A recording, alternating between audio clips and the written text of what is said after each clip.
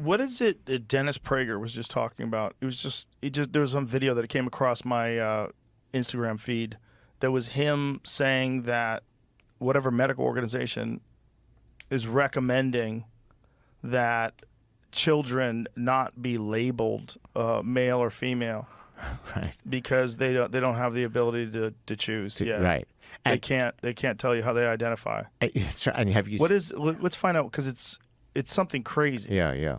I remember reading it, going, I'm not ready for this. I have shit to do. I can't. well, or watching it. Now rather. children are being taught that medical professionals, to the best of their ability, take a educated guess as to the sex of a child.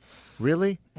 So until 3 minutes ago, 117 billion people knew exactly how to assort into male and female, but now we no longer abide by those antiquated binaries. I mean, it's insane.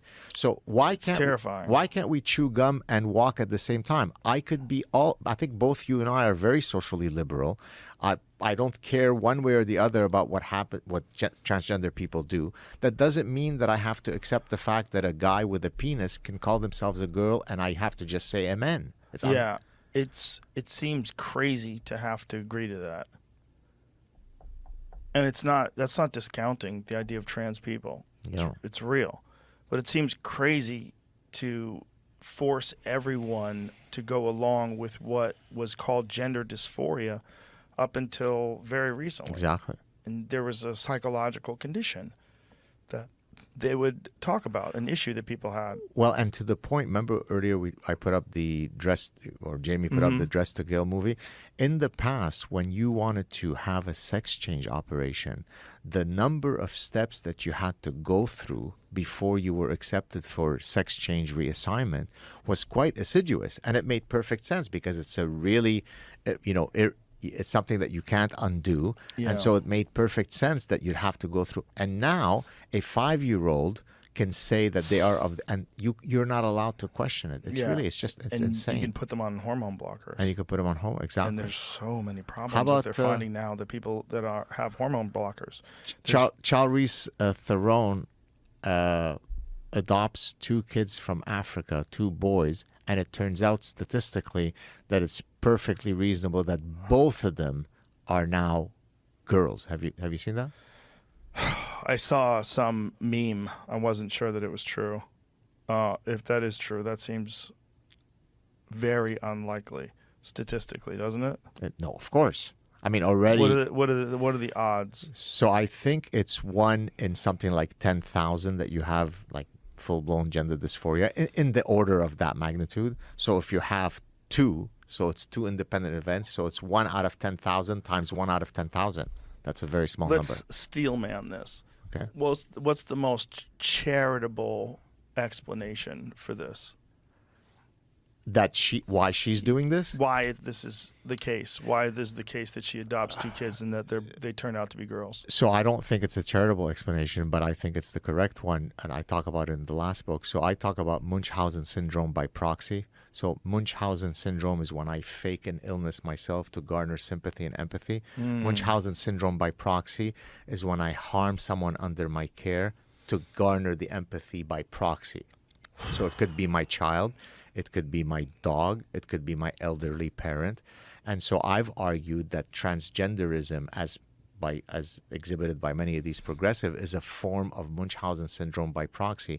Look at me, the super progressive woman who's got 2 transgender kids. Right. So it's a very, very diabolically narcissistic. I don't pretend to be psychoanalyzing her, but you asked me for my prediction or opinion. I think that's what it is. Yeah, I was trying to find, is there an explanation that would make, like, I would like to know, like, what is someone who truly believes that that's normal? What do they think?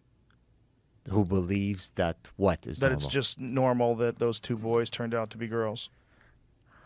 It's people who live in La La Land, because we know that statistically it's just impossible. It's like winning the lottery. Right, but people do win the lottery, right? Yeah. So what would be your most charitable explanation? That would be the most charitable. It just turned out that these the way it is. Two boys. But there's a lot of evidence that if you, like, especially with boys that exhibit that, they turn out to be gay. Yeah. And feminine gay men. Yeah.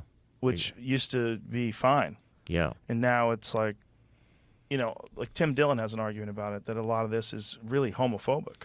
Yeah, exactly. Yeah, I got that argument. it's an interesting argument because the guy, the progenitor of this kind of stuff is, I don't know if you know him, John Money. Do you know who that is? no. John Money was a psychologist at Johns Hopkins University who's really the father of social constructivism, who argued basically that you could take any boy and any girl, raise them in the opposite, gender role, and then they would be that. And the classic example, which you may have heard of, was David Reimer, whose penis was botched during a circumcision.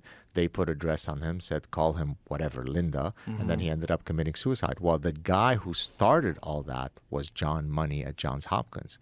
And so we can really lay him as the original culprit, because a lot of surgeons would go to John Money for his expert advice. Question about this story. Sorry? I saw this meme go around too. This is where it came from, right? This picture. Yeah. When I'm looking up the story about her adopting kids, Yeah. all I'm seeing is that she had adopted one daughter, and that in 2019 the other one said that she was not a boy and that she is a daughter also, and so that they're both daughters. So one of them is a biological girl. One is a real daughter. And that's why I was trying to find out the actual. I don't know. I couldn't, like, digging through the stories. Nothing actually says what biological anything. I don't Well, know. then I really appreciate, Jules, your careful when you at the start you said, I don't know if that's true or not. Yeah. So that, and So I it think turned out it's not true. that's one of the reasons why I think a lot of people listen to you, because exactly of that careful thing. I mean, you can get upset at it, and you could also. There's a lot of people that I know that will say their child is LGBTQ because their child is, they call themselves non-binary.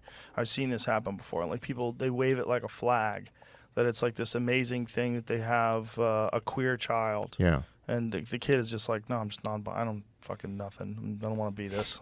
Yeah. You know what I mean? Whatever. Or they're just identifying as it, because the identity thing is very new. And when you give kids an opportunity to distinguish themselves from other people, whether it's, there's a lot of things that people do that with. They get into certain things. They get into certain social groups. Yep. Get into certain, like, hobbies and sports together. But there was a thing that happened recently where they did a study in New Jersey. They found out that there's a 4,000% increase in kids calling themselves non-binary. Yeah. It's just like, I mean, at what point in time do we examine whether or not social pressures are playing a part of this?